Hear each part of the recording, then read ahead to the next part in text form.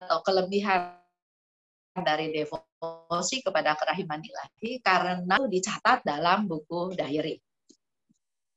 Jadi kita bisa tahu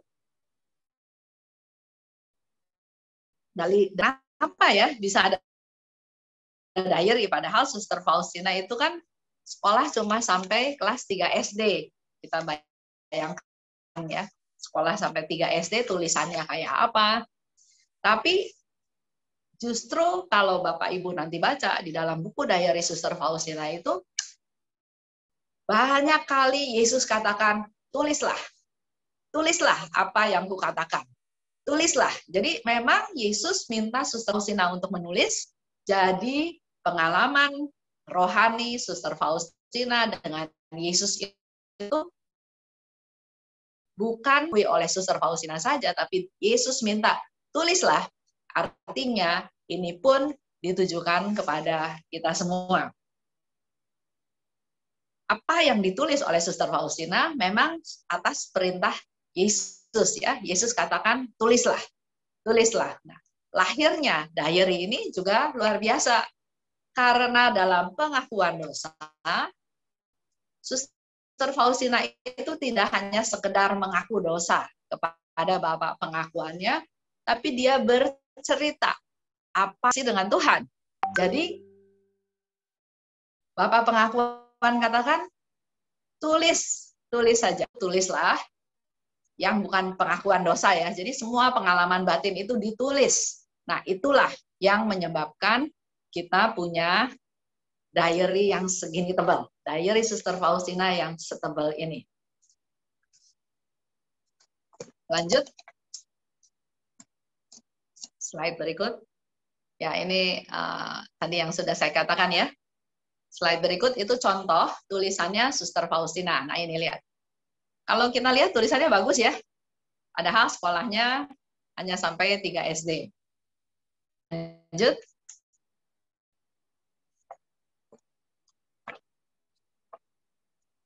Nah, setelah dipelajari, kalau Bapak Ibu tahu ya, devosi ini pernah di-ban sama Vatikan.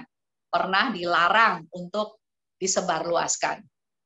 Tapi justru karena peristiwa itu, akhirnya Vatikan mengizinkan kembali devosi ini untuk disebarluas. Itulah yang memancing dalam tanda kutip, memancing para teolog, para ahli untuk mempelajari apa isi buku ini. Dan setelah itu diketahuilah bahwa buku diary Suster Faustina adalah sebuah karya religius yang luar biasa. Ya, yang nggak mungkin lah ditulis sama anak 3 SD.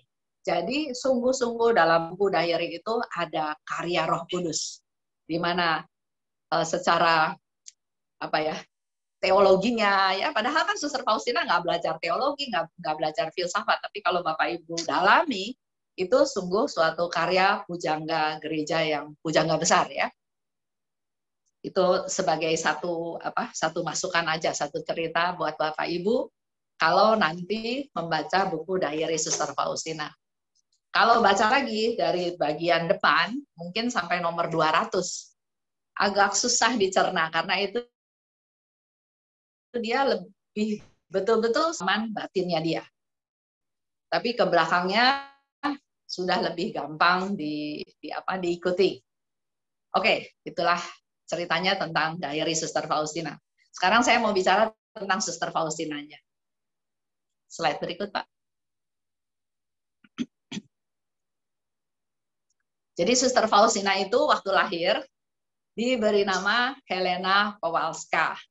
Dia lahir pada tanggal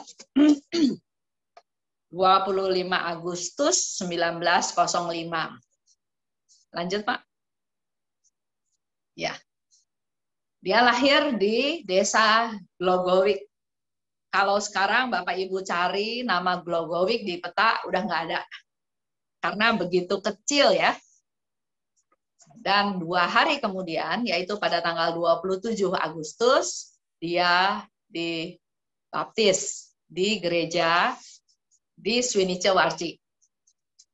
Perjalanan dari rumahnya ke gereja itu kurang lebih 2 km. Jadi kalau nanti Ibu Julia dan teman-teman ke sana ya.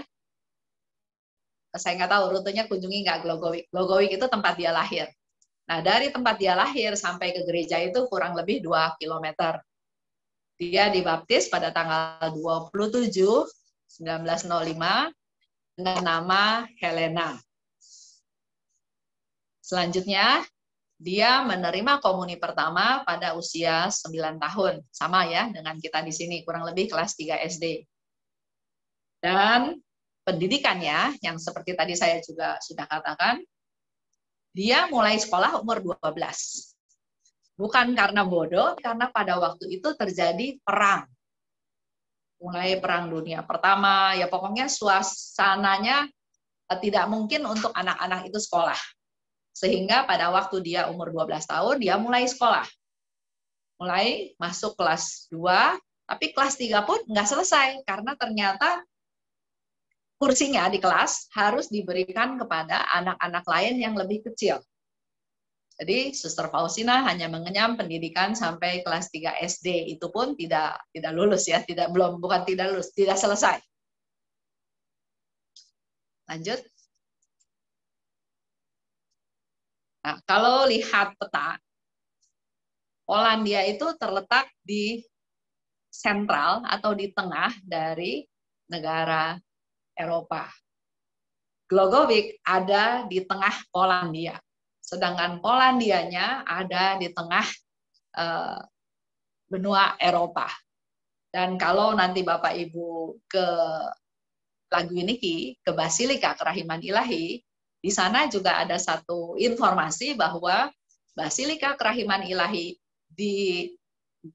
dikonsekrasi oleh Bapak Paus Yohanes Paulus II pada tahun 2002 sebagai pusat kerahiman ilahi sedunia. Ya, jadi penentuan di Glogowik atau Polandia mungkin ada kaitannya dengan pusat ya, tengah. Nah, ini peta aja gambaran negara Polandia. Di mana di situ ada tulisan ya. Itu adalah kota-kota yang pernah Suster Faustina tinggal di sana. Paling lama dia tinggal di Krakow. Ada di Krakow, ada di Warsawa, ada di Vilnius ya. Vilnius itu di ujung di atas dulu masuk Polandia, tapi karena perang dan lain-lain akhirnya Vilnius menjadi ibu kota Lituania. Jadi ada negara tersendiri namanya Lituania. Kalau bisa Ibu Julia juga pergi ke sana, jangan nggak pergi. Itu juga banyak peristiwa penting di sana. Inilah nama kota-kota yang pernah dikunjungi oleh Suster Faustina. Jadi boleh menjadi PR-nya Ibu Julia ya untuk muter-muter di daerah sana. Selanjutnya. Leadernya Yani itu. Kenapa? Leader Ibu Yani yang lagi di Chicago. Oh ya. Nah, ini rumahnya. Kalau nanti Ibu Julia ke sana, rumahnya udah nggak kayak gini tampilannya. Besar rumahnya masih sama seperti ini ya, ada pagar, ada persis ada di pinggir jalan. Tapi rumah ini adalah rumah yang masih lama zaman dulu. Sekarang rumahnya sudah diperbaiki, sudah dibagusin, tapi tidak menjadi lebih besar, tetap seperti itu. Nah, ini cerita rumahnya juga ada satu cerita yang lumayan perlu Bapak Ibu tahu. Ini betul-betul rumah tempat tinggalnya Suster Faustina. Dia 10 bersaudara, dia anak ketiga, tinggal dengan ayahnya, ibunya. Ayahnya kerja di ladang, juga petani, juga ada sedikit pekerjaan tukang kayu. Keluarga miskin. Rumah ini rumah keluarga Suster Faustina ya. Tapi setelah Suster Faustina diangkat menjadi beata, jadi diproses, akhirnya keluarga berembuk mempersembahkan atau memberikan rumah ini kepada pemerintah sebagai suatu rumah sebagai bukti tempat tinggalnya Suster Faustina. Tapi keluarga ini sangat miskin. Jadi dia hanya menyerahkan rumahnya saja, sementara furniturnya, perabotnya sama dia dibakar. Karena menurut dia ya sangat memalukan atau sangat miskin sehingga dia nggak memberikan furniturnya. Itulah yang menyebabkan nanti kalau Ibu Julia ke sana, di dalam ada furniture, ada kursi dan lain-lain, itu adalah sumbangan dari tetangga. Menyumbang barang-barang furniture itu yang memang ada di zamannya Suster Faustina, zaman 1900-an ya. Nanti bisa lihat sendiri ke sana. Lanjut. Nah, ini keadaan di dalamnya. Jadi sebelum masuk ke dalam rumah itu nanti ada tulisan di dinding seperti kita nomor rumah ya, Glogowicz nomor 11. Ini adalah rumah kelahiran Santa Faustina. Yang ada ranjang itu di sisi kiri. Ada ranjang, ada jendela. Di sisi kanan, kalau kita masuk dari pintu, pintunya di tengah, sisi kanan itu adalah perabotnya papahnya Faustina dan ada dapur di sana. Sangat kecil. Mungkin Bapak Ibu nanti tidak bisa membayangkan bagaimana ya 10 orang atau 8 orang bisa tinggal di rumah sekecil itu. Karena memang 2 adik dari Suster Faustina meninggal pada waktu masih kecil. Lanjut, Mak. Tadi saya bilang ya, jadi Suster Faustina dibaptis di gereja di Swinicewarci, kira-kira 2 km dari rumahnya. Gerejanya dulu seperti ini, tapi sekarang kalau Bapak Ibu nanti ke sana sudah ada extension, sudah ada pelebaran. Jadi ruangannya sudah menjadi lebih besar. Lanjut, Pak. Nah, di dalam gereja tersebut sekarang interiornya sudah lain ya daripada waktu zaman Suster Faustina. Jadi di sana ada gambar kerahiman ilahi, juga ada relikwi dari Suster Faustina. 300 meter dari gereja itu terdapat kuburan ya, makam kuburan, dan salah satunya adalah ada kuburan dari kedua orang tua Suster Faustina. Bapak Ibu bisa pergi ke sana juga, jalan kaki hanya 300 meter, dan suasana di kuburan itu bukan suasana yang mencekam ya, tapi suasana penuh sukacita, damai, karena tempatnya juga bagus, bersih, dan banyak bunga-bunga di sana. Kalau kita lihat, papahnya meninggal tahun 1946, sedangkan mamahnya meninggal tahun 1965. Lanjut, Pak. Jadi tadi ya, seperti saya katakan, Suster Faustina itu anak ketiga dari 10 bersaudara. Sorry. Kembali ke slide sebelumnya aja.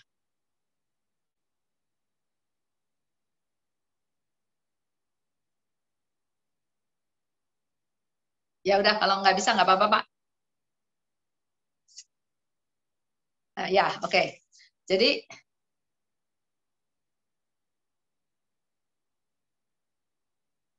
kalau kita lihat kehidupan orang tuanya Suster Faustina ya, mereka menikah,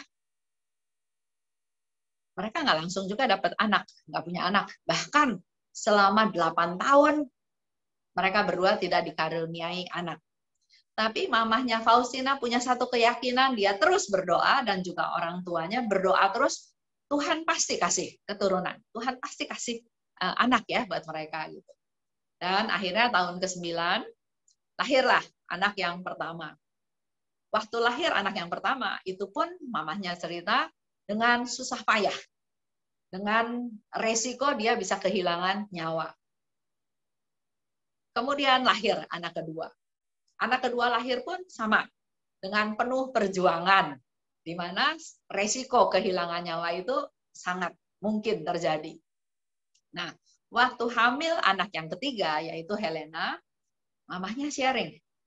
Mamahnya cerita bahwa kelahiran Suster Faustina itu, kelahiran Helena ini ya, seperti berkat dari Tuhan, rahmat dari Tuhan yang membuka saluran rahim dia sehingga sangat mudah untuk melahirkan anak yang ketiga. Dan luar biasanya, anak keempat, kelima, keenam, ketujuh, sampai ke anak ke-10, semuanya lahir dengan sangat mudah, dengan sangat gampang. Jadi mamahnya bilang bahwa rahim dia diberkati Tuhan melalui lahirnya Helena ini, melalui lahirnya Suster Faustina ini. 2 dari saudaranya memang sudah meninggal ya waktu kecil gitu.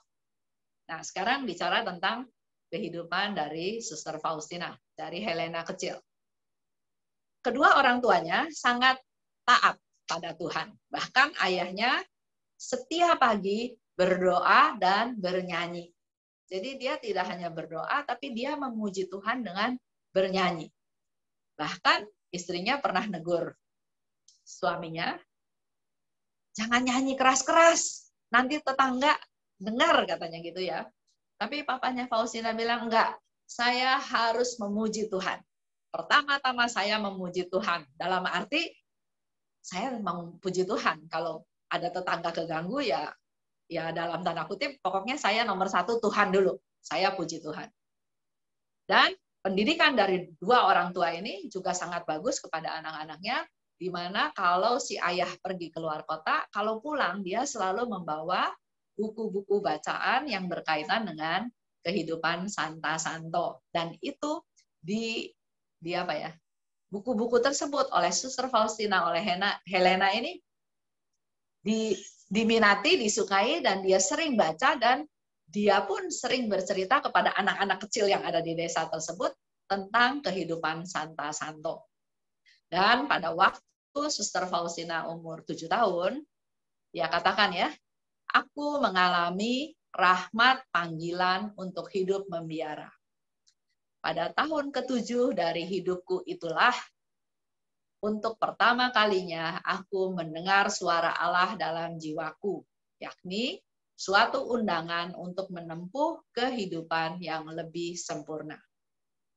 Jadi kalau kita sambil belajar ya, jadi tidak hanya mau tahu hidupnya Suster Faustina, tapi semua yang dialami oleh Suster Faustina juga sebetulnya bisa direfleksikan ke kehidupan kita masing-masing.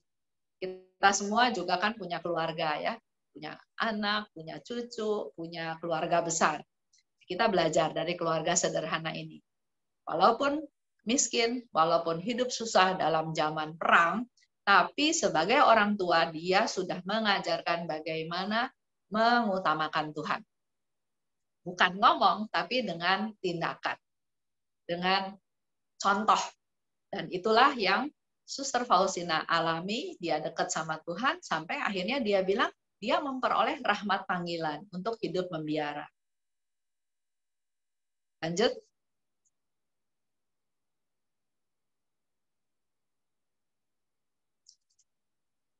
Ya. Nah,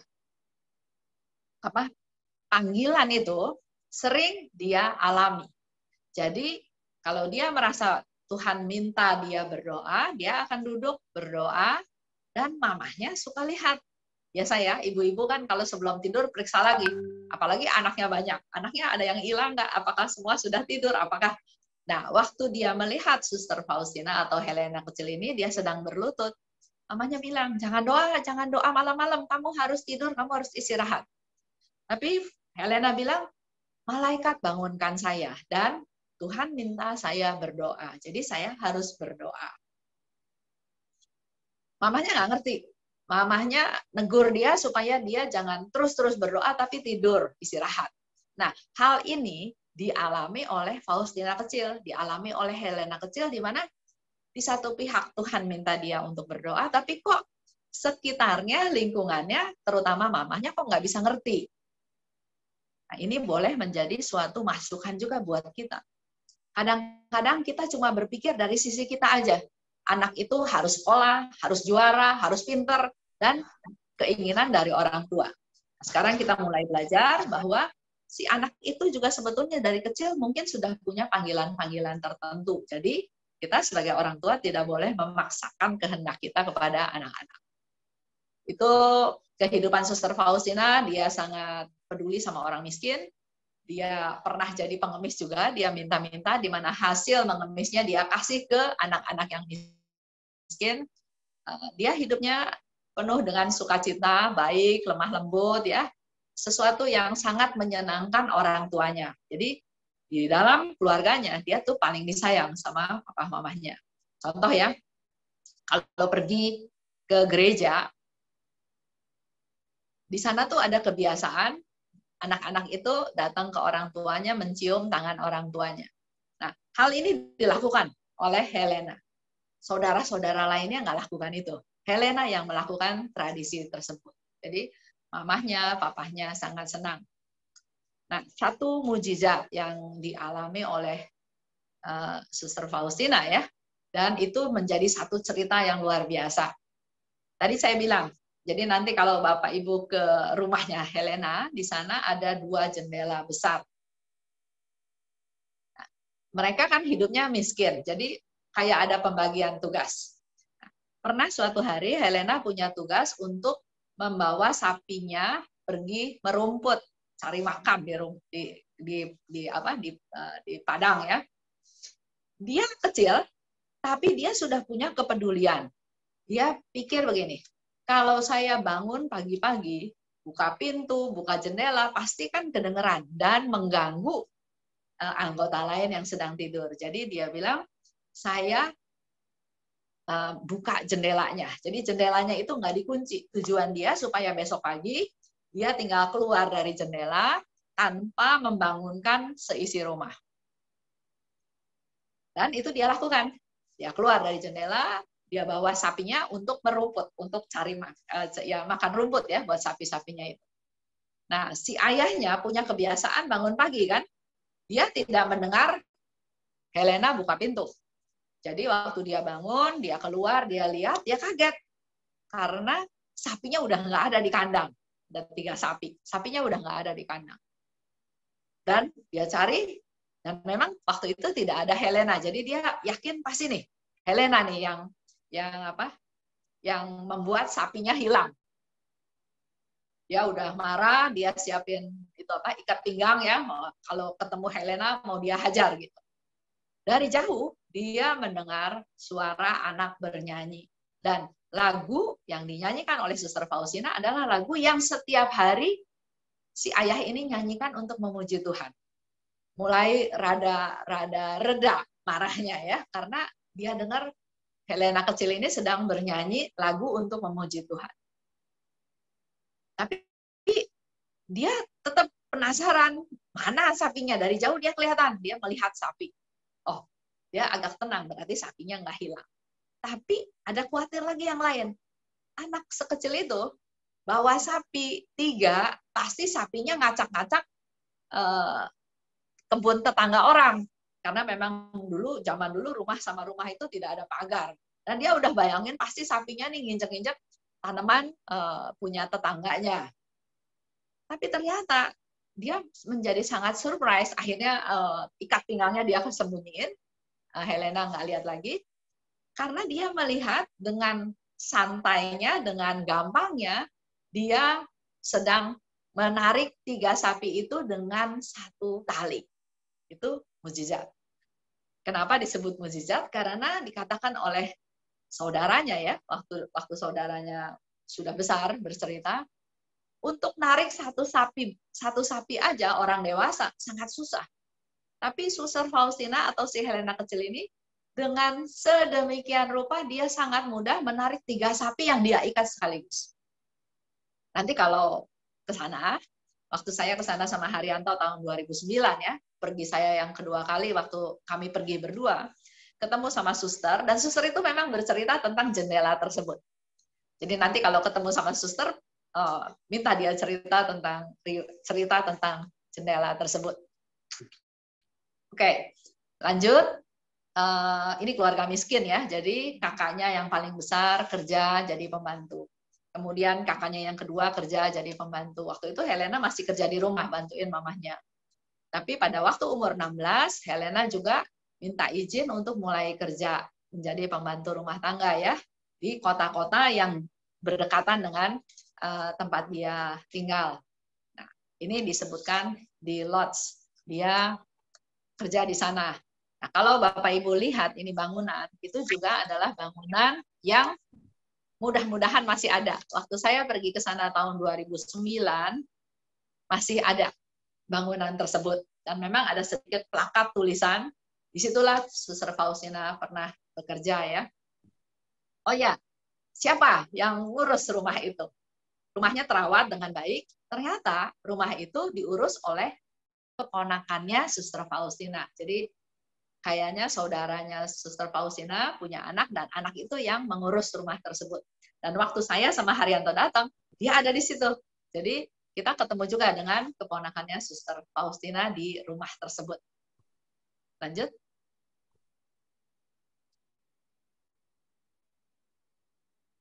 Itu tadi cerita tahun waktu dia umur 16 ya.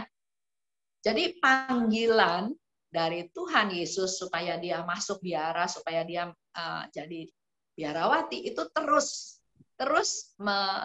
dia bisa dengar ya. Tapi di satu pihak waktu dia minta izin ke orang tuanya bahwa dia mau masuk biara, papahnya nggak kasih izin. Alasannya dua. Satu, nggak punya uang.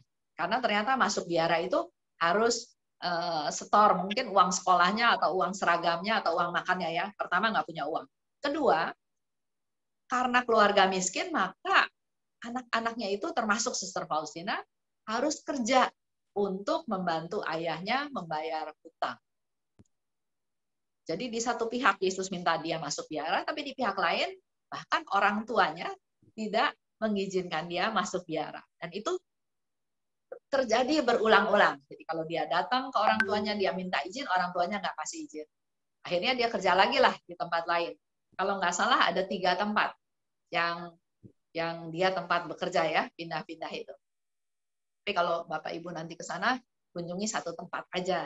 Sayang waktunya kalau mau datang ke 3 tempat.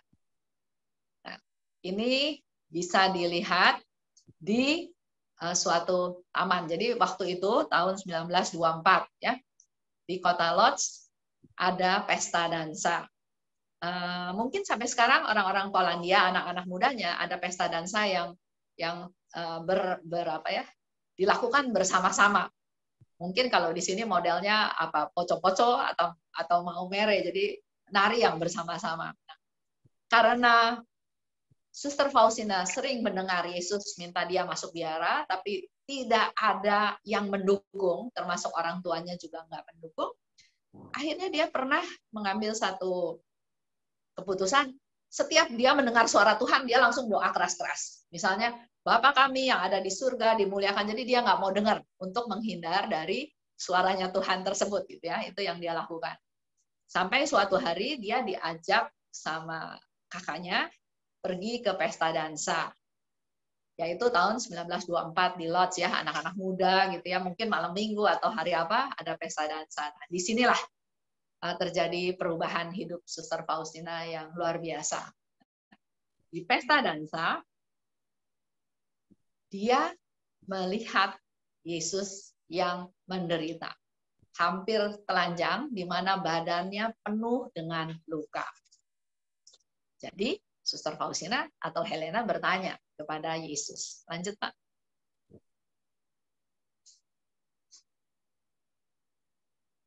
Ya, ini suatu sekali peristiwa yang tadi saya katakan di pesta dansa. Dia melihat Yesus yang hampir telanjang dan badannya penuh dengan luka-luka. Kemudian dia dengar Yesus bilang begini, berapa lama aku harus bersabar menunggumu? Dan berapa lama engkau akan terus mencobai aku? Kalau kita ingat cerita dari nomor 7 tadi Diary Faustina, sejak umur 7 tahun sudah ada panggilan. Jadi kalau sekarang ke tahun 1924, 19 tahun ya, itu Yesus mau bilang, berapa lama aku harus menunggumu? Atau berapa lama engkau terus mencobai aku? Pertanyaan ini juga berlaku untuk Bapak Ibu semua yang sedang ikut dalam Zoom ini. Tuhan mungkin sudah memanggil juga, tapi kita yang suka menghindar. Nanti ya Tuhan, nantilah pelayanannya nanti Tuhan. Saya cari uang dulu, saya ini dulu, saya itu dulu. Pertanyaan ini boleh direnungkan. Mungkin Tuhan Yesus juga bertanya pertanyaan yang sama kepada kita semua ya. Nah, setelah Suster Faustina mendengar pertanyaan ini, pada saat itu juga dia udah nggak bisa menikmati suasana pesta. Dia udah nggak lihat lagi teman-temannya, dia langsung pergi ke gereja. Di situ ada katedral. Jadi pesta dansa itu di alun-alun, di suatu alun-alun yang ada di samping gereja katedral. Dan pada saat itu dia langsung pergi ke katedral tersebut. Lanjut Pak. Ya. Nah ini bagian dalam altar dari katedral tersebut. Jadi dia pergi ke katedral, namanya Stanislaus Kotska. Di situ waktu itu hari udah mulai gelap ya, karena lagi pesta dansa kan, pasti suasananya sudah malam. Ada beberapa orang dia nggak peduli, dia jalan terus langsung di depan altar dia tiarap. Dia tanya ke Tuhan apa yang harus dia lakukan. Dan di situ dia mendengar satu suara lagi bahwa pergilah ke Warsawa, di sana engkau masuk biara. Jadi ada banyak orang cerita bahwa gimana sih ya dengerin suara Tuhan. Sebetulnya dalam hal ini kita juga belajar dari Helena kecil. Kalau kitanya peka, kitanya mau mendengar, sebetulnya Tuhan itu sering berbicara kepada kita. Tapi yang sering terjadi adalah kita suka bebal, suka ada suara pun, itu mah cuma angan-angan gitu ya. Nah itu coba latihan. Jadi Suster Faustina bilang, Yesus bilang, pergilah ke Warsawa, masuk biara. Apa yang dilakukan oleh Suster Faustina? Malam hari itu juga dia langsung kasih tahu pamannya, saya mau pergi ke Warsawa. Jadi dia pergi dengan baju yang dia pakai, baju-baju yang dia sisa itu dia tinggalin, dia bilang kirim ke rumahnya lagi, dan dia punya satu tekad, saya harus mengutamakan Tuhan. Walaupun dia tahu, kalau dia pergi ke Warsawa, pasti papa mamanya akan sedih, akan kecewa, karena dia nggak nurut ya sama orang tuanya. Tapi dia bilang dia harus mendengarkan suara Tuhan. Dan malam hari itu juga dia pergi ke Warsawa. Saya pernah ke sana kan ya, saya pernah ke sana dari Krakow, saya ke Warsawa naik kereta api. Saya sama suami saya masuk ke gerbong kereta api dengan bawa koper besar, itu biasa ya, kebiasaan orang Indonesia katanya kalau pergi-pergi bawa koper besar. Sampai ke stasiun, sampai sudah masuk kereta api, ya mereka melihat kita mungkin jadi orang aneh ya, ini kenapa ada orang kulit kuning di sini satu, karena semuanya kan bule. Dan kita nggak bisa berkomunikasi sama sekali, bahasanya sama sekali nggak ngerti, dan mereka nggak berbahasa Inggris. Begitu sampai ke Warsawa, kita turun, betul-betul bingung. Nah inilah yang dialami oleh Suster Faustina. Jadi saya bayangin memang sangat ketakutan, sangat membingungkan ya, karena Suster Faustina dari Lodz naik kereta api ke Warsawa, dengan tenang dia ada di kereta api karena dia sudah memenuhi permintaan Yesus, tapi begitu dia turun, dia bingung. Mau kemana ini? Dia ada di Warsawa, tapi dia juga bahkan di stasiun kereta apinya sendiri mungkin bingung, mau ke kiri atau mau ke kanan dan harus kemana. Di situ Tuhan Yesus memang tidak menunjukkan dia harus kemana. Nah, pada saat itulah dia ingat Bunda Maria. Lanjut Pak, supaya slide-nya nggak ketinggalan. Nah ini gambar katedral Santo Stanislaus Kotska ya, gerejanya bagus, mampir ke sana. Lanjut.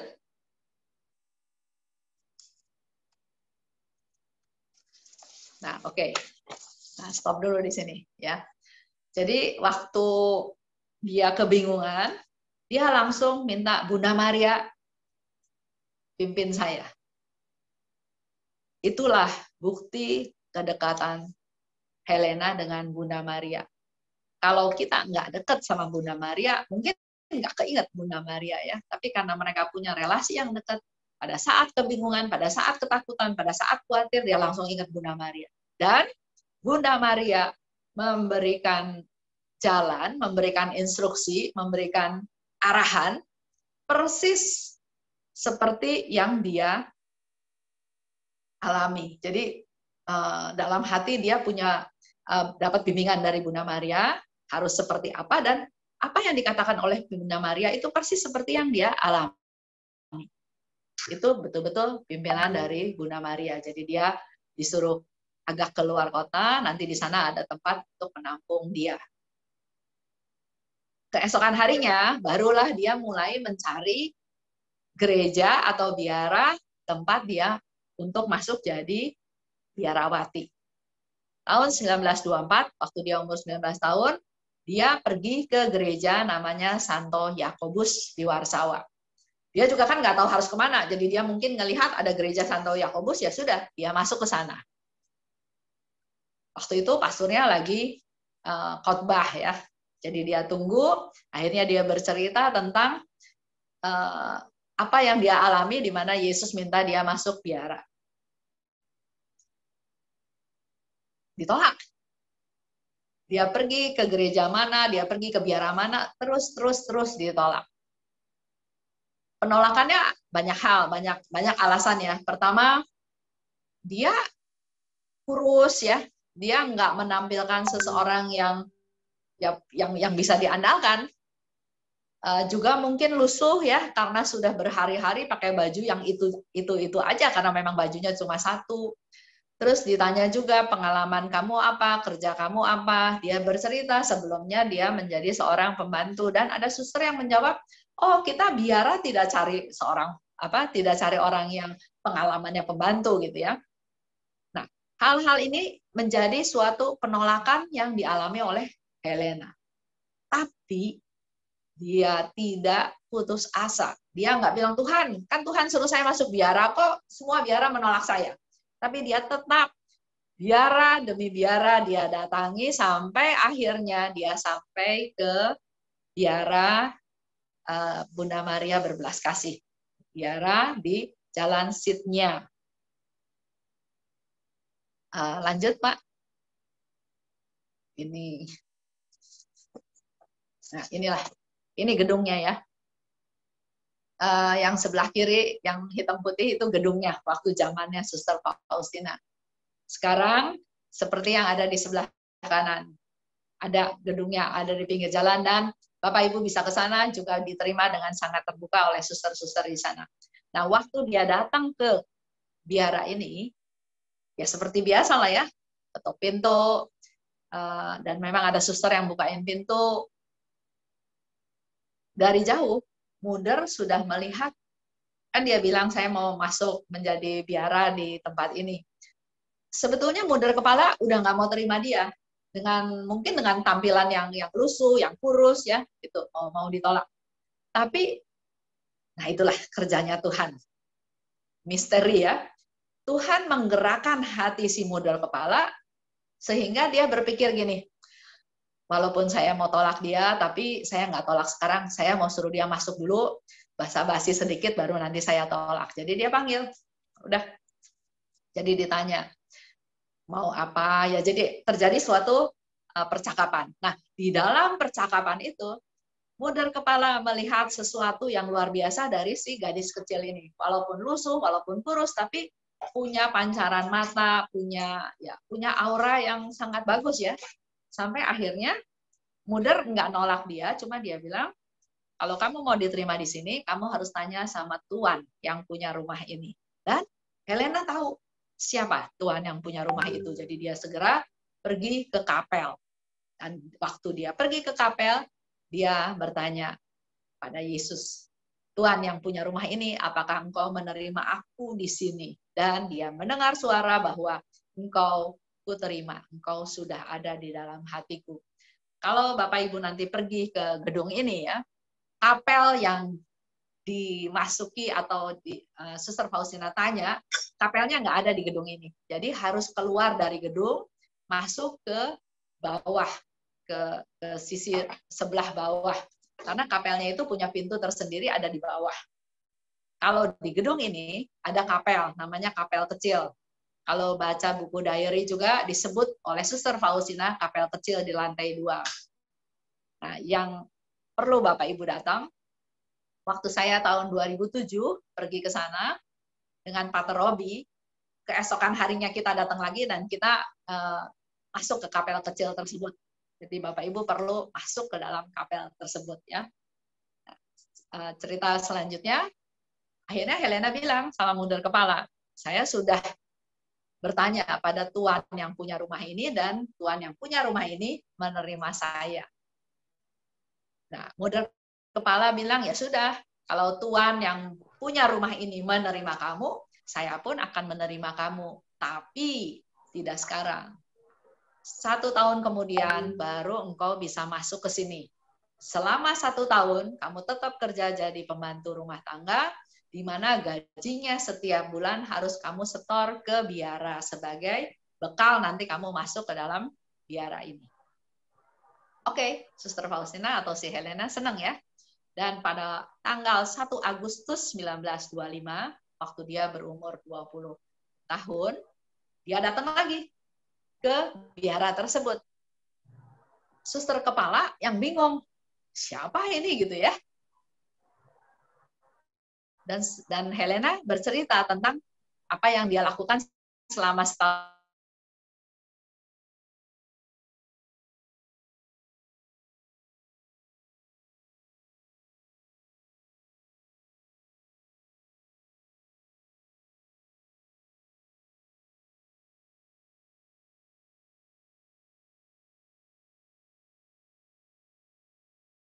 Kamu harus kirim uang, gaji kamu ke biara, dia sangat yakin Helena itu nggak akan lakukan. Jadi waktu ada uang masuk pun dia nggak nyangka itu Helena yang lakukan.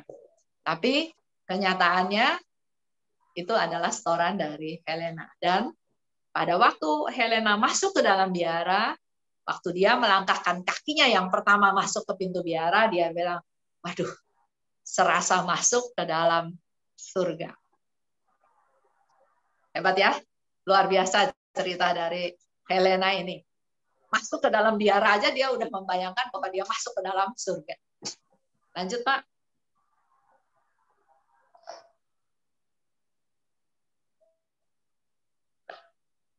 Nah, tapi ternyata setelah 3 minggu dia di biara, Helena bilang, saya mau keluar dari biara ini.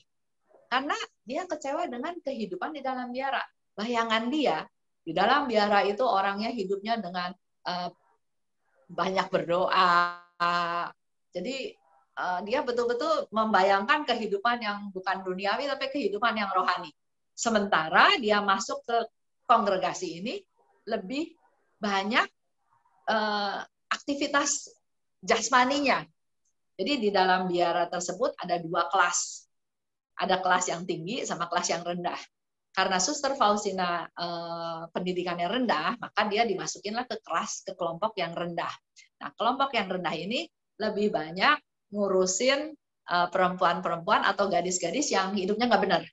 Jadi mereka itu direhab, diajarin keterampilan supaya nanti keluar dari dari programnya biara tersebut, dia bisa menjadi wanita-wanita yang hidupnya benar lah, bukan hidupnya nggak benar lagi gitu. Jadi yang dilakukan di sana kebanyakan ya banyak pekerjaan-pekerjaan prakarya, pekerjaan menjahit, pekerjaan jasmani lah ya, sehingga Suster Faustina merasa, waduh, kehidupan doanya tuh sama sekali hampir nggak ada. Sedangkan itulah yang dia rindukan. Oleh sebab itu dia bilang, saya mau keluar dari biara ini. Tapi kesempatan dia untuk ngomong sama model kepala itu nggak ada kesempatan terus. Sampai akhirnya di dalam kamar dia melihat lagi satu penampakan di mana Yesus itu dalam keadaan yang menderita. Dan Suster Faustina tanya, siapa yang membuat kamu menderita? Yesus katakan, kamulah yang membuat aku menderita seperti ini kalau kamu meninggalkan biara ini. Karena melalui kamu, saya akan memberikan banyak rahmat. Karena jawaban Yesus seperti itu, maka Helena membatalkan niatnya untuk keluar dari biara, dan dia melanjutkan komitmennya, melanjutkan hidupnya di dalam biara tersebut. Ini juga menjadi satu masukan buat kita bahwa rahmat yang Tuhan berikan sebetulnya bukan untuk kita. Tuhan mau pakai kita untuk menjadi saluran berkatnya, untuk di mana berkat itu bisa mengalir ke banyak orang. Lanjut, Pak.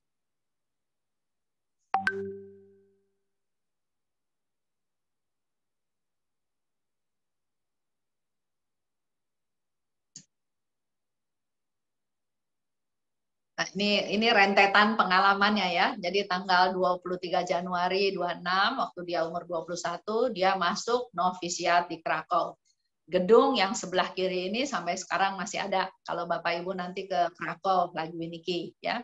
Sedangkan pada tanggal 30 April tahun 1926, Helena menerima pakaian biara dan dia punya nama yang baru yaitu Suster Maria Faustina. Ada satu cerita juga pada waktu dia menerima jubah tersebut. Waktu dia dikasih jubah tersebut, dia pingsan.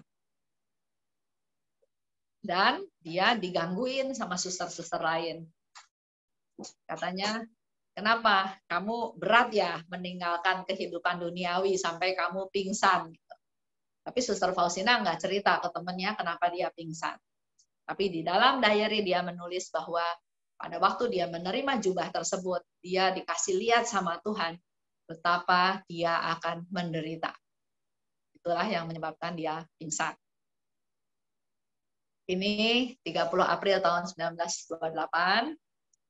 Fotonya yaitu Suster Faustina yang dilingkari merah pada waktu dia mengikrarkan kaul kekal.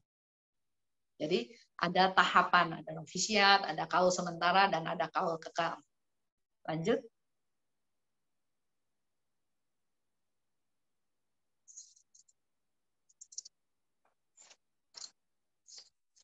Nah, ini saya kasih tahu aja tokoh yang sangat berpengaruh dalam kehidupan Suster Faustina.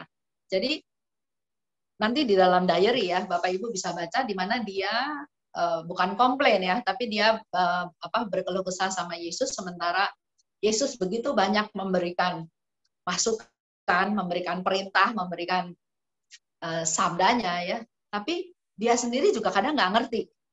Jadi dia bilang sama Yesus, dia minta Bapak pembimbing, dia harus bicara sama siapa ya, karena dia juga banyak nggak mengerti gitu.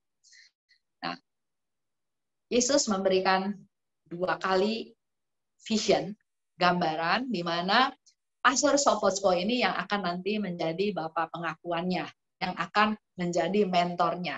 Jadi dia sudah melihat vision 2 kali mukanya Sopocko, di mana baru akhirnya dia ketemu dengan Sopocko di Vilnius. Inilah pastor yang meminta Suster Faustina untuk menulis diary. Jadi jangan ketemu dia bercerita, Yesus bilang, Yesus datang, Yesus dari hatinya keluar sinar merah dan pucat, Yesus minta ada kongregasi baru. Itu kan nggak ada kaitan dengan pengakuan dosa ya. Sehingga dengan cerita-cerita tersebut, Pastor Sopocko bilang, kamu tulis. Jadi selain bukan pengakuan dosa, yang lain kamu tulis. Itulah sebabnya ada buku diary Suster Faustina. Sekarang Pastor Sopocko sudah jadi beato pada waktu Oktober 2008. Tahun 2000 Suster Faustina menjadi santa. Dan tahun 2008 Pastor Michael Sopocko ini diangkat menjadi beato. Lanjut. Jadi dalam hidup kita pun sebetulnya kita butuh mentor, butuh bapak pembimbing, siapapun butuh. Lanjut ya. Nah ini cerita kehidupan Suster Faustina. Karena kalau Bapak Ibu lihat, dia memang yang paling sering dipindah-pindah. Nanti ada suster sakit di biara tertentu, dialah yang dikirim. Nanti ada kebutuhan, nggak ada yang jaga taman, kebun, dialah yang dikirim. Kerjaan dia tuh kerjaan yang kasar, kerjaan sederhana. Jaga pintu, kerja di dapur, kerja di pabrik roti, juga kerja di kebun. Itu pekerjaan dia. Kenapa Suster Faustina walaupun dia sakit TBC ya, tapi yang paling sering dipindah-pindah itu dia. Karena dia tidak pernah menolak kalau dia ditugaskan pindah kemana aja. Dan kalau Bapak Ibu lihat ya, itu negara Polandia sebesar itu, itulah tempat-tempat yang pernah didatangin oleh Suster Faustina. Naik kereta api aja, atau naik kendaraan aja, kita butuh waktu cukup lama. Kalau ini dilihat ya, Plok sama Swinicewarti, 2 km tuh kira-kira berapa jam kalau jalan. Nah ini yang dialami oleh Suster Faustina, dia muter-muter hampir di seluruh negara Polandia. Lanjut.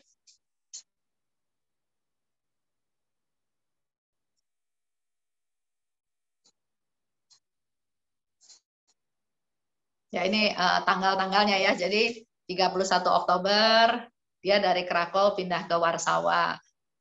Dari situ pindah ke Wilno. Wilno itu kita sebut Vilnius ya. Terus April 29 dia balik lagi ke Warsawa. Juni tahun 30 dia dipindahkan ke Plock. Nah, inilah mulai ada suatu peristiwa yang besar di Plock. Di mana tahun 1931 kita tahu ya, 22 Februari 1931 Yesus ada dilihat oleh Suster Faustina waktu itu dia ada di kamarnya, gambaran seperti yang kita tahu gambar kerahiman ilahi. Itu nanti akan diulas, dibahas minggu depan. Tapi Bapak Ibu biar tahu juga bahwa itu terjadi di Plock pada tahun 1931. Lanjut.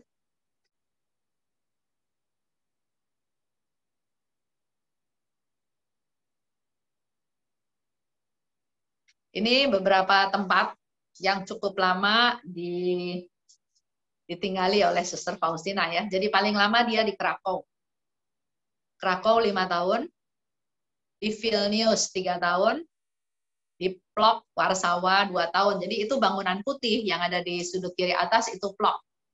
Sebelahnya itu di Warsawa, terus di kiri bawah itu di Vilnius, masih ada bangunannya sampai sekarang. Dan yang paling kanan bawah itu yang ada di Warsawa. Itulah 4 tempat di mana dia tinggal cukup lama. Paling lama adalah dia di Krakow. Tapi secara keseluruhan dia pernah tinggal di 9 biara dari 12 biara yang dimiliki oleh kongregasi tersebut. Lanjut, Pak.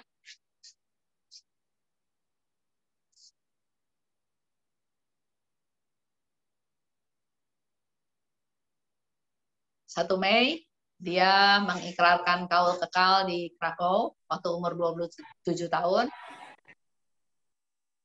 Tahun 1934 dia mempersembahkan dirinya kepada Allah untuk dipakai untuk menyelamatkan jiwa-jiwa ya. Jadi dia mempersembahkan seluruh hidupnya secara utuh untuk keselamatan jiwa-jiwa. Lanjut. Nah, ini cerita terjadinya doa Koronka.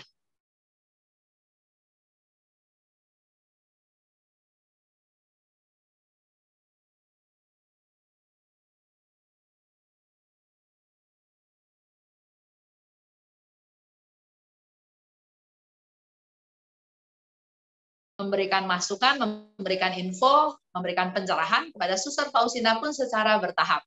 1931 bicara gambar, 1935 bicara Koronka, 1937 bicara tentang jam kerahiman.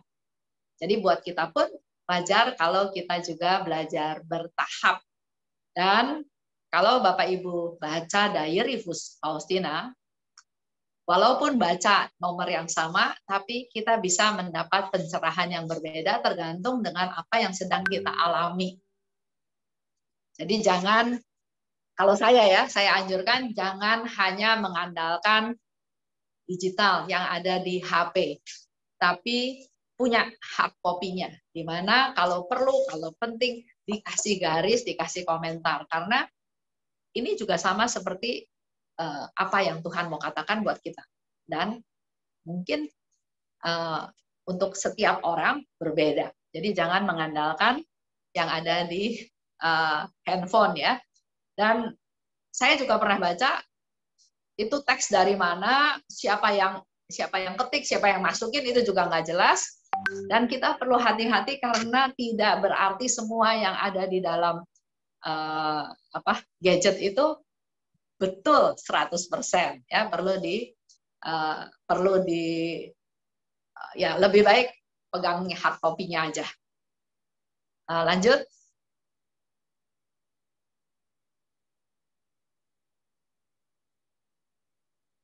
Ini rumah sakit di Pratnik ya, yang tadi saya katakan Suster Faustina itu kena TBC. Saya juga kan rencana mau ke sana ya, September Oktober. Pratnik itu nggak jauh dari jalan kalau kita mau ke arah Warsawa ya.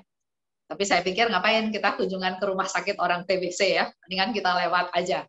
Tapi terserah nanti grupnya Ibu Julia. Ini gambaran aja rumah sakitnya, KP rumah sakitnya. Lanjut. Nah ini kamarnya. Jadi pada tanggal 25 Agustus 1938, Suster Faustina dengan sakit yang semakin hari semakin parah, akhirnya dia menerima sakramen orang sakit. Bulan depannya, 17 September, dia dipindah kembali ke Biara Krakow. Jadi selama dia sakit, memang keluar masuk rumah sakit, tapi pada saat dia sudah sangat parah, akhirnya dia dikirim kembali ke Biara. Sama ya, kayak di rumah sakit juga, kalau udah nggak ada harapan, dokternya bilang udah pulang ke rumah aja gitu ya. Lanjut.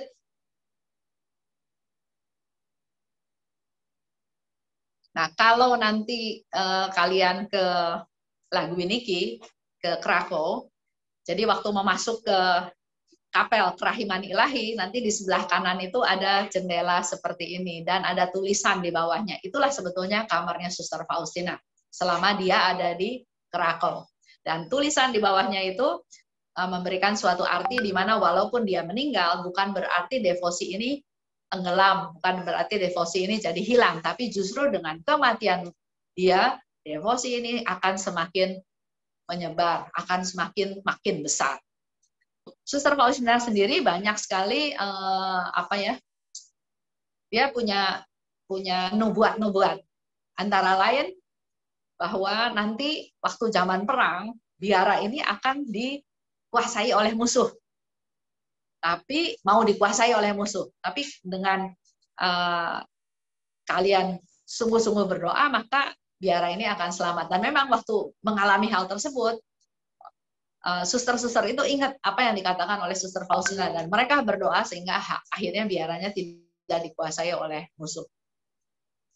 Ada lagi nubuat yang lain, di mana Suster Faustina bilang, devosi ini akan hancur.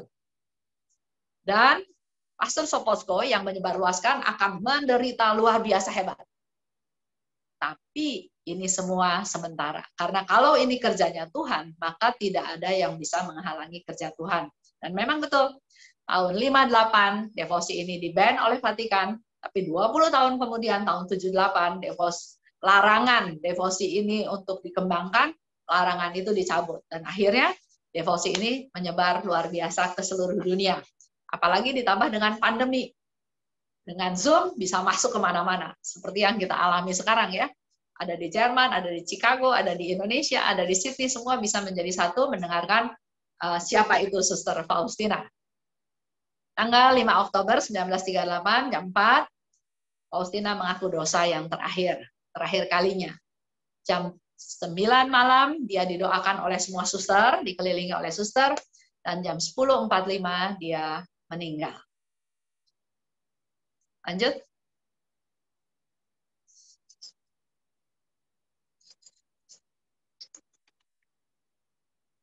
Ini kamarnya. Nanti kalau ke Krakow juga mungkin bisa ke Krakow atau ke Vilnius ya, bisa lihat juga kamarnya seperti ini. Kamarnya sangat sederhana. Di dalam kamar itu ada pemanas ruangan ya, heater, karena memang di sana itu sangat dingin sekali di Polandia. Ya, lanjut Pak.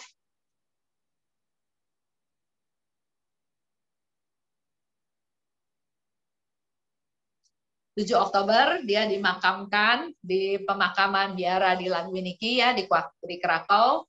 Bapak Ibu juga waktu ke sana nanti masih bisa lihat pemakamannya, bersih, asri. Di sana juga banyak muder-muder kepala, masih ada nama-namanya semua meninggal di sana.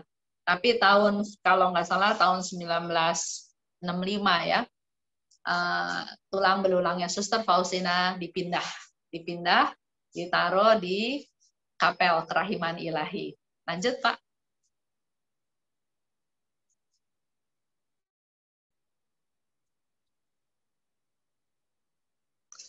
Tanggal 18 April 1993, Suster Faustina dinyatakan beata. Jadi tahun 68 sebelum devosi ini boleh disebarkan kembali, mulai tahun 65, tahun 68, Bapak sekarang Santo Yohanes Paulus II ya, waktu itu dia jadi uskup, dia yang meminta supaya masalah devosi yang dilarang ini dipelajari kembali, diteliti lagi, kenapa sampai di-ban, apa penyebabnya. Ternyata Suster Faustina itu kan anak 3 SD, pendidikan 3 SD. Dan waktu dia menulis diary itu, ya dia berpikir dia menulis untuk diri dia sendiri kan. Sama seperti kita bikin diary, mungkin kalimatnya nggak lengkap, tapi pada saat kita baca, kita tahu apa yang dimaksud dengan kalimat tersebut. Nah, pada waktu Suster Faustina sudah meninggal, diary tersebut yang kelihatannya tidak lengkap, yang kelihatannya kurang jelas, dilengkapi oleh seorang suster yang punya pendidikan lebih tinggi, yang ya dia berpikir dengan dilengkapi kan jadi lebih dimengerti, lebih jelas. Tapi itulah yang menyebabkan justru dengan ditambah kata-kata artinya jadi berbeda. Kalau kita ada kalimat titik komanya diganti aja, bacanya sudah lain dan artinya bisa lain. Nah, gara-gara suster yang mau mencoba melengkapi diary tersebut, malah artinya jadi beda, sehingga devosi ini di-ban, dilarang berkembang oleh Vatikan. Tapi melalui Paus Yohanes Paulus II akhirnya diproses.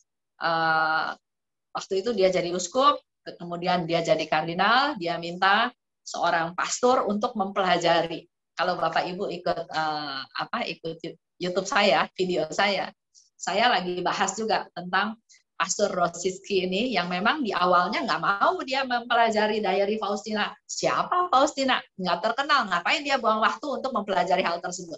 Tapi karena taat pada pimpinan, diminta oleh pimpinan, akhirnya dia baca. Baca buku diary 1 kali, dia nggak dapat apa-apa. Baca yang kedua, baru dia setelah selesai baca yang kedua, baru dia punya komitmen, saya akan mempersembahkan seluruh hidup saya untuk mempelajari buku diary tersebut. Dan ternyata selama 10 tahun, dia butuh waktu 10 tahun untuk mempelajari diary tersebut. Seperti kita tahu ya, tahun 78 ban-nya dicabut, dan akhirnya devosi kerahiman menyebar dengan sangat luar biasa ke seluruh dunia.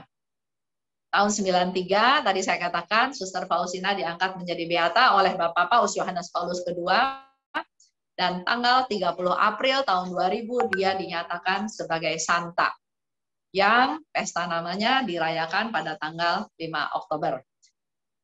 Itu pun dilakukan oleh Bapak Paus Yohanes Paulus II pada Minggu Pesta Kerahiman, di mana 30 April 2000 Bapak Paus Yohanes Paulus II memastikan bahwa Pesta Kerahiman adalah menjadi pesta resmi Gereja Katolik yang diadakan 1 minggu setelah Paskah.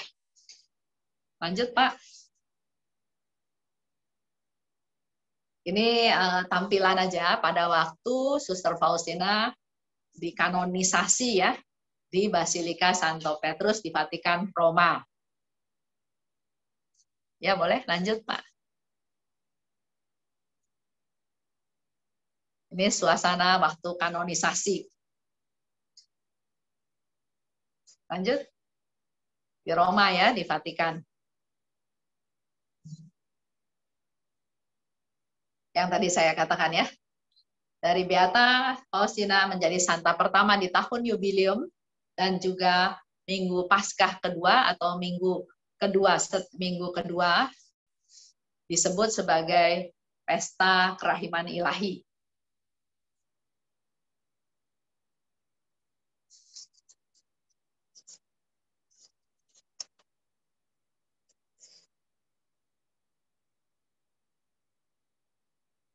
Sudah selesai ya? Itu ya. Sudah selesai. Jadi itu cerita sedikit tentang Suster Faustina. Nanti menjadi bekal juga buat kelompok Ibu Julia yang mau ke sana, sehingga sudah punya satu bayangan bagaimana keadaan di sana pada waktu nanti kalian semua ke Polandia. Saya hanya bercerita tentang siapa Suster Faustina, tapi apa ya, kelebihan dia, mujizat-mujizat yang dia alami, juga kehebatan dia tentang kehidupan dia, relasi dengan Tuhan, relasi dengan Allah Bapa, relasi dengan para malaikat, relasi dengan para santo, bahkan relasi dengan orang yang sekarat atau orang yang sudah meninggal, itu pun Suster Faustina punya kelebihan-kelebihan tersebut. Bahkan ada juga satu kelebihan lainnya adalah dia bisa di lokasi, bisa ada di dua tempat yang berbeda pada saat yang sama. Nanti bisa tahu ya dari cerita di dalam diary ini. Ada orang, atau dia juga bisa merasakan dia lagi berdoa, dia merasa ada seseorang, ada satu jiwa di samping dia, dan dia nggak tahu ini jiwa baik apa jiwa jahat. Tapi dia berdoa dalam hati, kalau ini setelah saya doakan dia pergi, berarti itu jiwa yang baik yang memang membutuhkan doa. Tapi kalau enggak, ya berarti dia tahu ini roh yang jahat. Jadi dia memang punya kepekaan yang luar biasa. Dia juga bisa bercerita nanti bagaimana dia dibawa oleh malaikat pergi ke purgatorium, sehingga dia bisa bercerita tentang keadaan di purgatorium. Dia juga bisa berkomunikasi, didatengin oleh yang sudah meninggal ya. Komplit ceritanya. Itu aja sedikit masukan, sedikit tambahan, Bu Julia dan teman-teman semua. Kalau ada yang mau ditanyakan, silahkan. Terima kasih, Bu Esther. Ya. Apakah ada yang mau bertanya? Ya, saya mau bertanya ya, Bu. Ya, boleh. Kalau bahasa Inggrisnya kan Divine Mercy. Kenapa Iya. Indonesianya Kerahiman Ilahi? Wah, nggak tahu. Harusnya apa, Pak? Mercy. Mercy kan itu kayak apa? Belas kasihan. Belas kasih, ya. Divine, jadi belas Sebetulnya, kasih. sebetulnya Bapak nggak bisa lihat dari bahasa Inggris, karena ini kan awalnya dari Polandia. Sama seperti Yesu Ufam Tobie. Nanti minggu depan ya kita bahas tentang gambar kerahiman. Yesus minta di gambar itu ada tulisan, ada 3 kata yang harus nampak jelas. Kalau di dalam bahasa Polandianya adalah Yesu Ufam Tobie. Nah, itu waktu diterjemahkan ke bahasa Inggris jadi Jesus I trust in you. Tapi menurut Pak Stephen Lex, masuk ke bahasa Indonesia bukan aku percaya kepadamu. Jadi kalau sudah terjemahan akhirnya agak ada bias. Nah, karena Pak Stephen Lex itu adalah seorang Polandia, dia juga tadinya seorang pastor dan dia sekarang sangat berdevosi kepada kerahiman ilahi. Jadi dia mencari satu kata yang paling tepat dari Yesu Ufam Tobie. Jadi tidak melihat dari terjemahan bahasa Inggris, Pak. Dia melihat langsung dari awalnya, dari sumbernya pertama yaitu bahasa Polandia. Sehingga dia merasa kata-kata yang lebih tepat dengan arti Yesu Ufam Tobie itu adalah Yesus, engkau andalanku. Sementara ada pastor juga yang dari Polandia juga yang ada di Indonesia, dia menerjemahkannya Yesus, aku percaya padamu. Mungkin dia mengambil terjemahan dari bahasa Inggris, Jesus, I trust in you gitu. Kira-kira seperti itu, Pak. Terima kasih ya. banyak. Iya. Ada lagi yang mau tanya? Saya bisa tanya, Bu Esther. Terima kasih. Boleh. Katanya Bu Esther tadi bilang jangan kalau baca bukunya mendingan hard copy, jangan online ya. Tapi kalau saya pernah tahun lalu dengar podcastnya, jadi yang dibacain dari Father Joe Roche itu tiap hari ada kayaknya berapa bab gitu. Tapi bacanya dari bukunya gitu. Tapi bagus sekali itu. Gimana tuh ya? Selama dia bacanya dari buku diary Suster Faustina yang karangannya dari terjemahan dari Polandia, yang mungkin tidak ada penyimpangan. Tapi saya cuma mau mengingatkan bahwa saya pernah baca ya satu buku, itu juga diary Suster Faustina, tapi yang menerjemahkan itu adalah seorang suster. Jadi saya nggak berani bilang itu salah, nggak berani. Kan kita manusia kan terbatas ya. Waktu saya juga terbatas. Ini buku setebal ini, saya belum pernah bisa baca habis sampai sekarang. Padahal saya mulai berdevosi kepada kerahiman ilahi itu tahun 2000. Sampai sekarang, berarti kan sudah berapa? Sudah 23 tahun ya.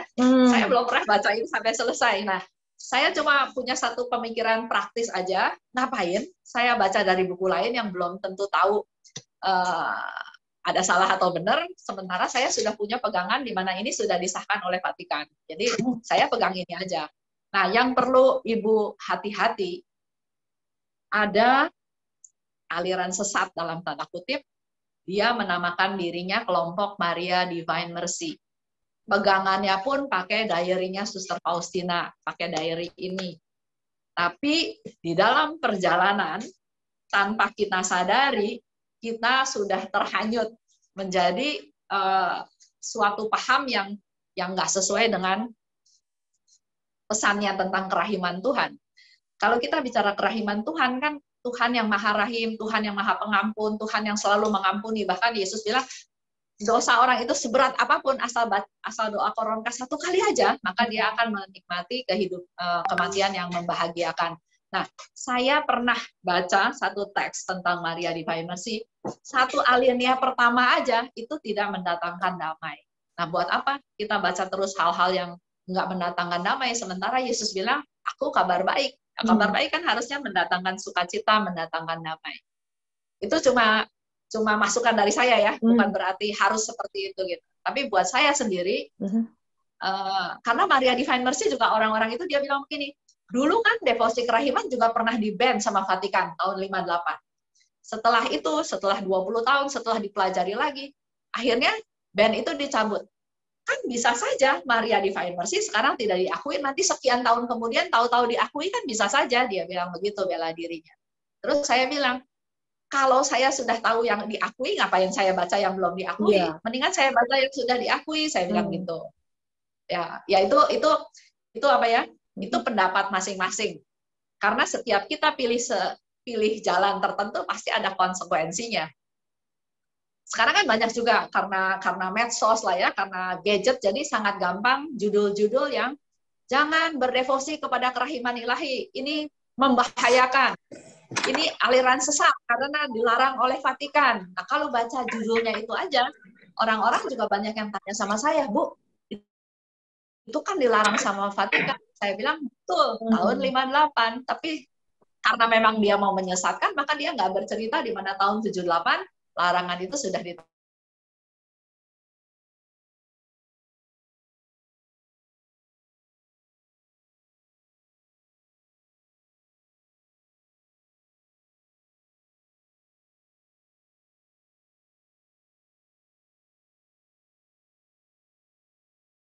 pernah dilarang. Bisa nangkep nggak maksudnya? Jadi sesuatu yang sudah pernah dilarang akhirnya diizinkan kembali, itu adalah sesuatu yang luar biasa, dan saya yakin itu kerjanya Tuhan seperti yang ditulis di dalam diary Faustina, di mana selama itu kerja Tuhan, tidak ada hal yang akan menghalangi rencana Tuhan untuk tidak terwujud.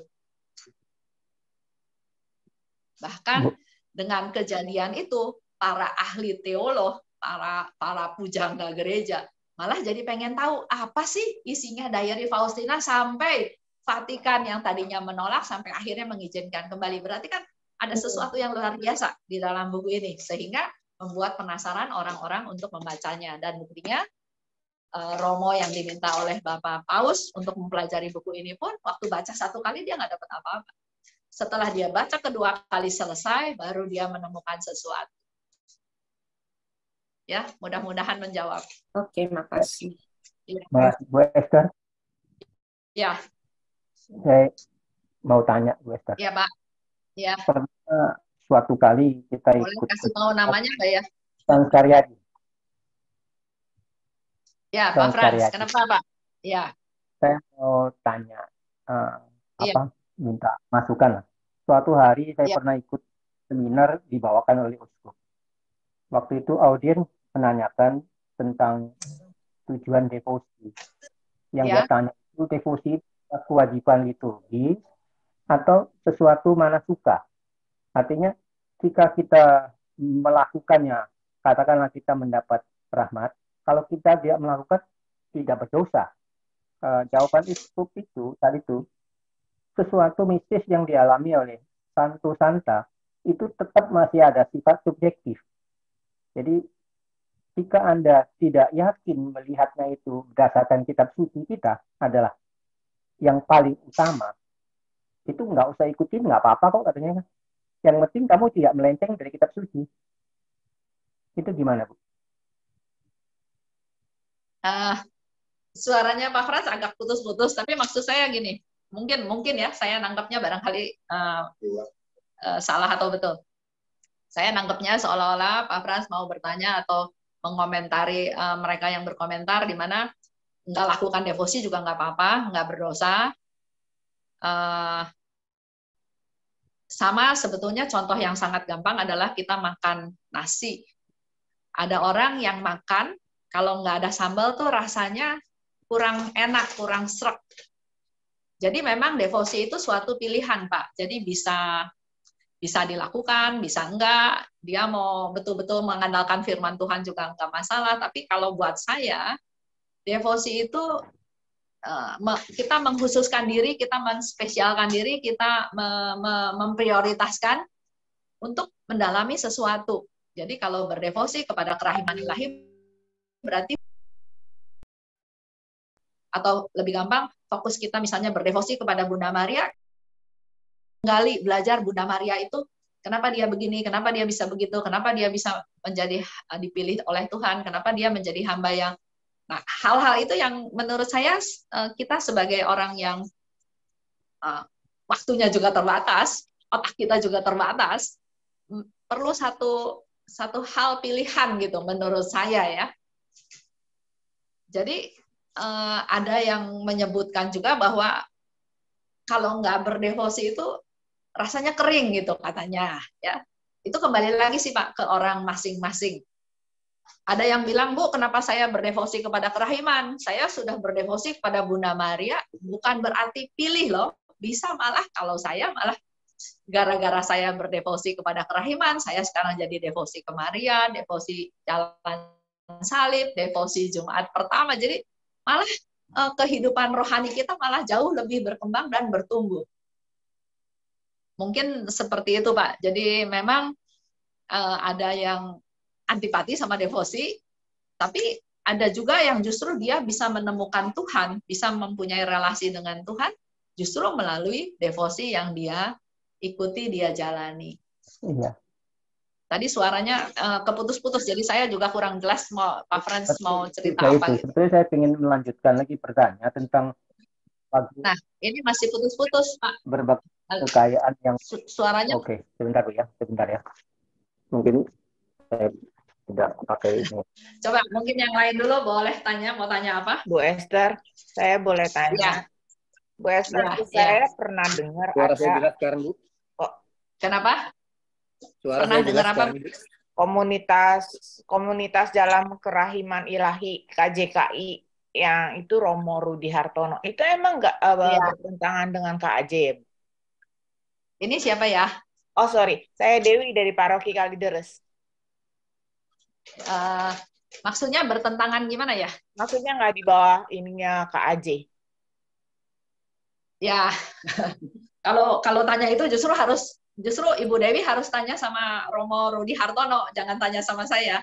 Jadi kita di KAJ itu kan ada pemikat, di mana pemikat itu kan membawahi kategorial yang ada di KAJ, termasuk PDKK, termasuk Legio Maria, termasuk ME, termasuk juga kerasulan kerahiman ilahi.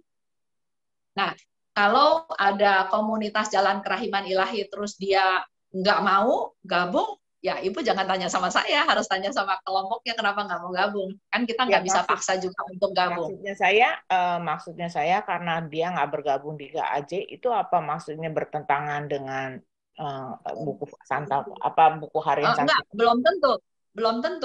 belum tentu dia bertentangan dengan Diary Faustina, mungkin sama, tapi mungkin alasannya justru saya nggak tahu, harus tanya sama KJKI dong Bu, jangan tanya sama saya.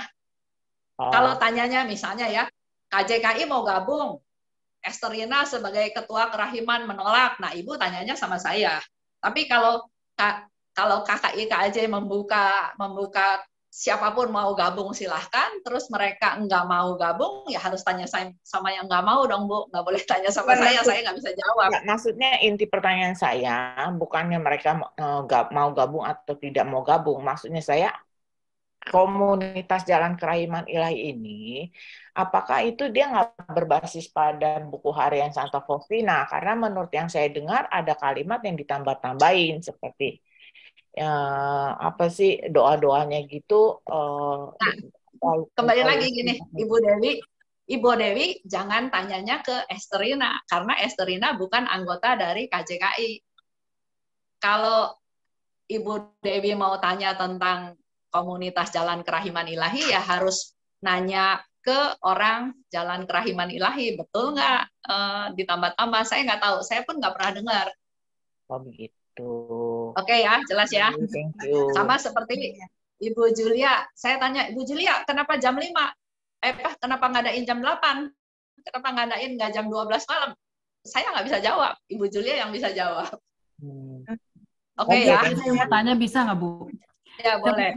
Menurut tadi Ibu bilang kan ada beberapa yang mungkin ada jalan yang salah atau tergantung dari kalau kita berdoa itu ada kedamaian apa enggak. Menurut pengalaman Ibu, bagaimana merasakan kita kalau nggak salah pilih gitu loh, yang maksudnya berdoa yang kerahiman ilahi sama yang bukan itu, yang mungkin bisa lain daripada itu. Menurut pengalaman Ibu itu nggak bisa dijawab Bu, karena contoh ya Suster Faustina aja yang begitu dekat dengan Tuhan, yang sehari-hari dia bisa ngobrol sama Tuhan, bisa lihat Tuhan, bisa dengar suara Tuhan. Pernah dia suatu kali mengalami masa gelap selama 6 bulan. Dia bilang dia berdoa, Tuhan nggak dengar. Semakin dia menerima sakramen, misalnya sakramen tobat atau sakramen ekaristi, dia merasa Tuhan semakin nggak suka sama dia gitu. Itu kan bukan berarti dia salah, enggak. Tapi ada pengalaman seperti itu. Jadi bukan berarti terus kita dalam doa nggak merasa damai, terus artinya kita salah, enggak. Bisa saja kita lagi masuk ke masa gelap, masa kita dimurnikan.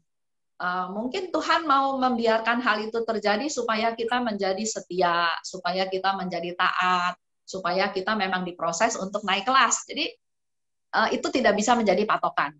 Tapi buat saya pribadi, kalau saya melakukan sesuatu, dan setelah saya melakukan sesuatu, saya merasa tidak damai, berarti Tuhan lagi negur saya. Pasti saya ada salah nih. Kenapa? Saya kok merasa tidak damai. Tapi sebaliknya, kalau saya melakukan sesuatu, walaupun barangkali, contoh yang gampang lah ya, negur orang. Kan dalam tanda kutip, kita tidak boleh marah, tidak boleh negur orang. Tapi kalau orangnya salah kan kita tegur kan. Nah biasanya setelah kejadian itu, kalau saya merasa tidak ada damai, Tuhan sepertinya bilang, kamu memang kelihatannya menegur, tapi bukan untuk kepentingan orang yang ditegur, tapi untuk kepentingan kamu. Berarti kan saya salah. Jadi teguran itu bukan untuk menolong orang itu supaya jadi benar, tapi lebih ke arah saya mau show bahwa saya bisa negur, atau mau show saya benar. Tapi sebaliknya, kalau saya negur orang, dan saya tetap merasa damai, mungkin melalui teguran itu memang Tuhan lagi pakai saya untuk negur orang itu. Gitu. Itu nggak bisa dibahas Bu, itu lumayan complicated. Enggak, cuma maksud saya membedakan yang benar sama yang enggaknya itu gitu. Membenarkan yang tadi Ibu bilang kan ada kalau misalnya gitu. Ya, itu nggak bisa menjadi satu patokan ya. Jadi jangan ini dengan siapa tadi? Saya Yanti. Saya bicara. Yanti, jangan menjadi patokan bahwa kata Ibu Esther begini dan itu sama dengan 1 sama dengan 2, mutlak harus. Enggak bisa kayak gitu. Tapi buat saya sendiri, buat saya nih ya, buat yang namanya Esterina, Waktu saya disodorkan satu teks tentang Maria Divine Mercy, saya baca kalimat pertama aja, udah nggak ada damai. Jadi buat apa saya baca terus? Itu pendapat saya pribadi.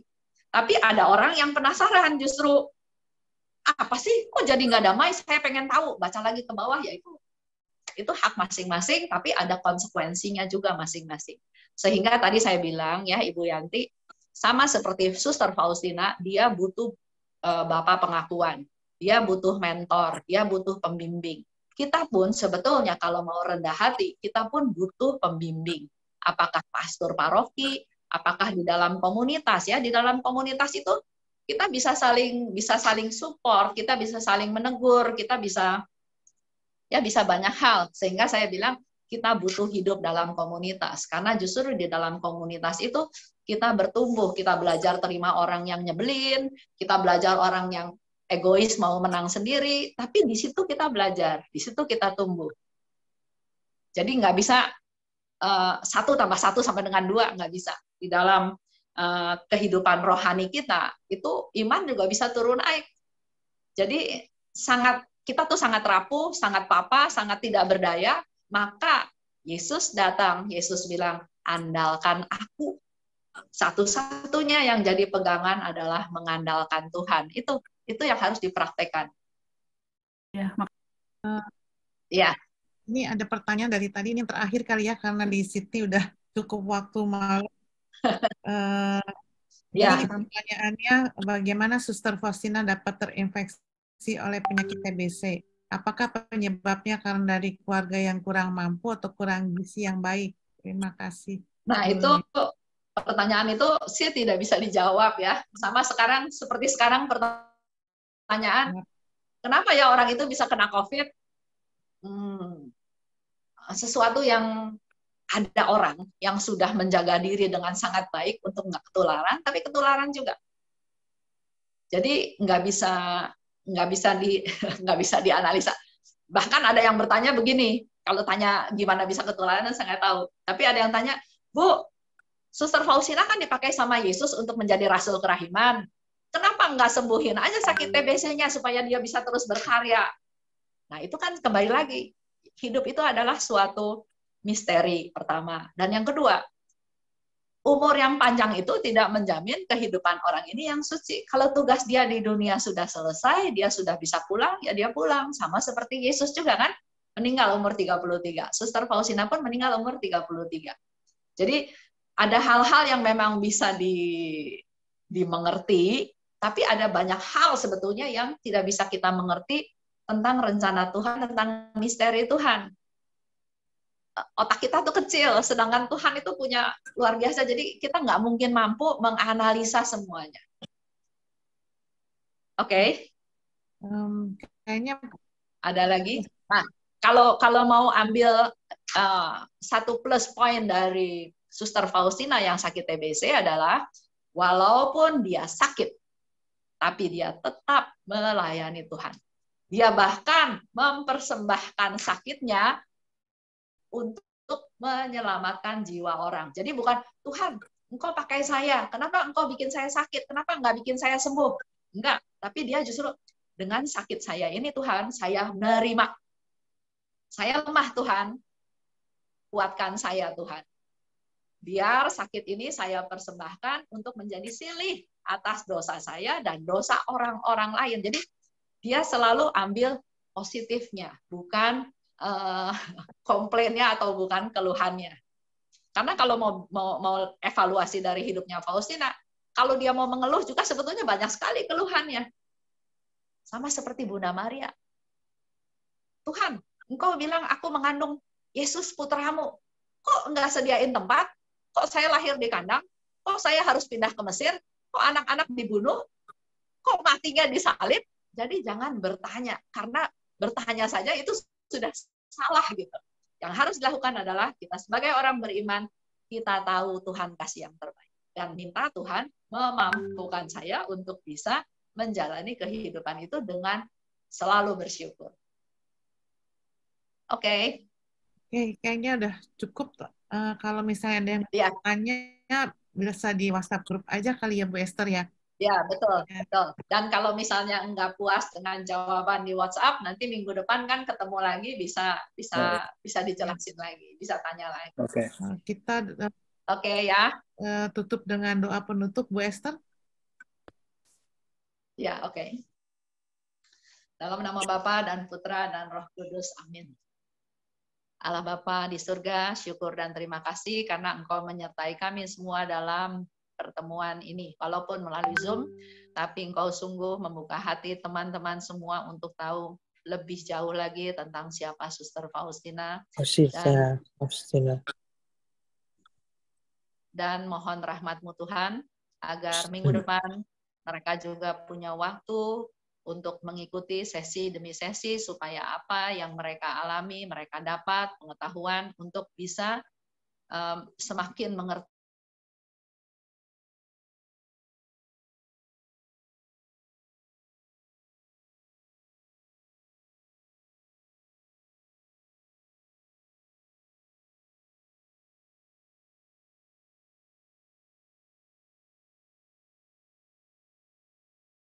kami menyerahkan seluruh keberadaan kami, keluarga kami juga untuk ada dalam kasih-Mu, dalam perlindungan-Mu, dalam pemeliharaanmu, dan buka hati kami Tuhan untuk dalam hidup kami hari lepas hari semakin bisa merasakan kehadiran-Mu, semakin bisa merasakan bahwa Engkau Allah yang Maha Rahim.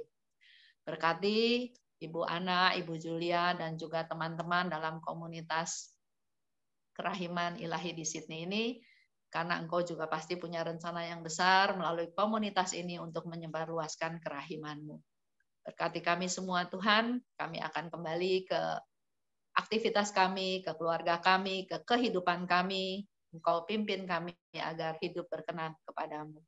Kemuliaan kepada Bapa dan Putra dan Roh Kudus, seperti pada permulaan sekarang, selalu dan sepanjang segala abad. Amin. Dalam nama Bapa dan Putra dan Roh Kudus. Amin. Amin. Selamat malam, selamat sore, selamat siang buat teman-teman semua. Terima kasih. Terima kasih.